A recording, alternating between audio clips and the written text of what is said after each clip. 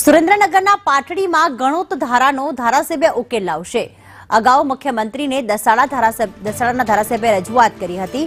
3 મહિનામાં ખેડૂતોની સમસ્યાનો ઉકેલ લાવીશું તેવું ધારાસભ્યએ કહ્યું। ફરીને જ્યારે હું હમણાં જ માનનીય મુખ્યમંત્રીશ્રીને અને અગ્ર સચિવને મળ્યો ત્યારે એમણે મને કહ્યું છે કે આ તમામ કેસોની વિગતો એ મહેસૂલ સચિવના માધ્યમથી કલેક્ટર પાસેથી માંગવામાં આવેલી છે। એ કેસોની અંદર તમામ કેસોને એક જ હુકમથી થઈ શકે એવી સ્થિતિ નથી।